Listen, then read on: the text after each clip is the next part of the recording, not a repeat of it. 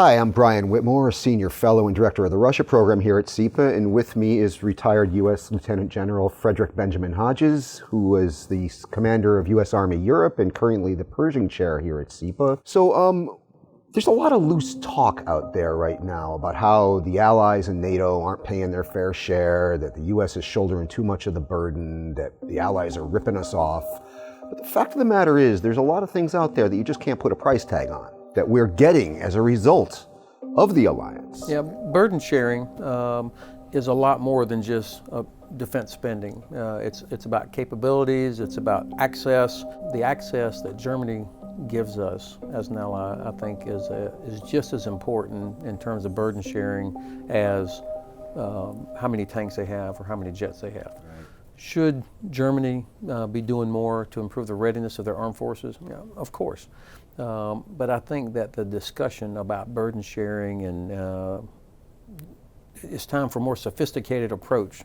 Right. What do our allies provide that is essential for the alliance to be successful, that ensures the cohesion of the alliance, which is the most important part of deterrence. It's the cohesion of the alliance, where Russian Federation or the Chinese look over there and say, there are 29 countries that are completely closed ranks.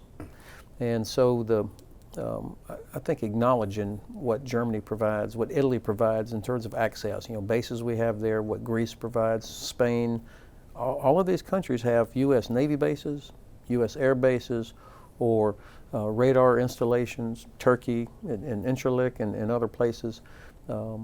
This is part of burden sharing. We should acknowledge that. It's a part of the cohesion of the alliance. And Germany, given its central location in Europe, the seaport at Bremerhaven, that's the most important seaport for the United States to bring equipment into Europe. Cyber protection for these facilities, Germany bears the cost for that. This is prime real estate in Germany. These are huge places, road networks, American traffic. That's all added to the mix. Right. I'm pretty sure you get a room full of German accountants, we would end up paying them if they started charging us. Let's talk a little bit about Ramstein and the importance of Ramstein, that we wouldn't have access to this base if not for our alliance with Germany. This is something Germany's contributing. So Ramstein Air Base, it's the home of U.S. Air Forces Europe. It's also the home of NATO's Air Command. So it's an essential platform for command and control of all NATO and American air operations in Europe, but also into Africa and to the Middle East. It is a power projection platform that allows us, U.S. Air Force transporters as well as allies, to be able to carry people, equipment, supplies, but also to bring back equipment, injured soldiers, for example. Ramstein is that very important hub for much of America's national security strategy. Right, so all of our missions in Africa, all of our missions in the Middle East would not be possible if not for Ramstein. We could not do in Africa and Europe and the Middle East what we do now if we had to fly everything out of Shaw Air Force Base in South Carolina or out of Florida or out of Texas. You can't do it. Now, it's also my understanding that near Ramstein is a very large military hospital called Landstuhl.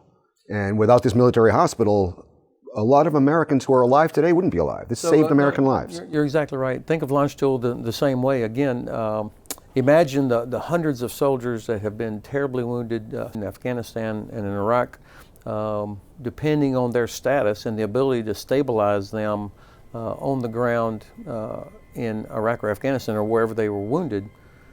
That we bring them back using U.S. Air Force aircraft, bring them back to Ramstein, and then they're transported to the hospital at Landstuhl, where they have everything you could imagine in terms of treatment for trauma and all the full range of medical capabilities necessary to stabilize a patient who would not probably make it all the way back to Walter Reed, for example, or some other hospital back in the States. It extends the life of a terribly wounded soldier or Marine to get them back to permanent care back in the States. So they wouldn't have to be flown all the way back to the United States. A lot of them probably wouldn't make it if that was even with aircraft that are fully equipped, to stabilize a patient, to take them from Afghanistan all the way back to the U.S.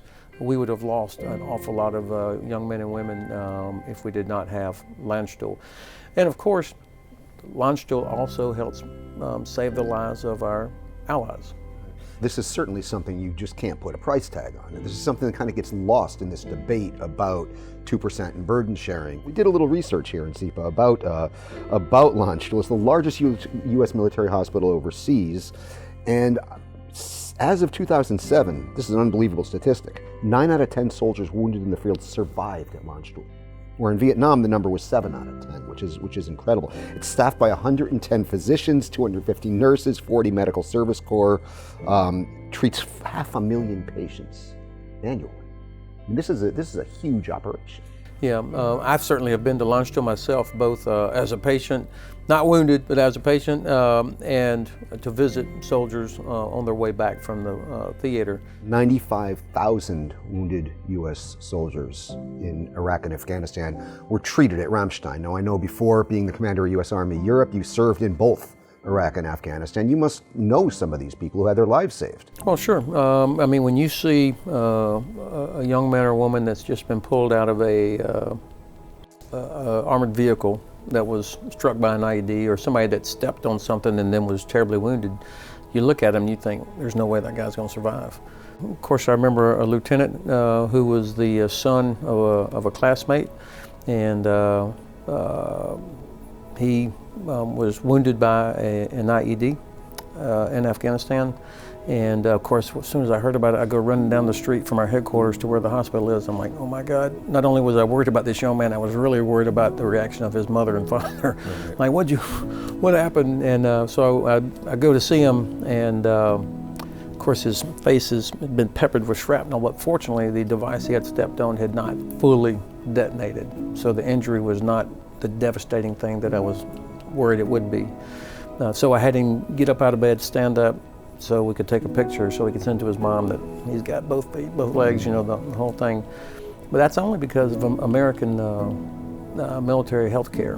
Right. The medical treatment, it's not perfect, but right. The ability to stabilize a casualty in theater and then get them to Landstuhl right. is what gives people the chance to survive. As a result of Landstuhl and Ramstein, American lives are saved. And we could say, so the alliance is saving American lives, and you just can't put a price tag on that. You're exactly right. They are the access, the platforms that Germany and other allies give us helps protect the United States. It helps protect our men and women.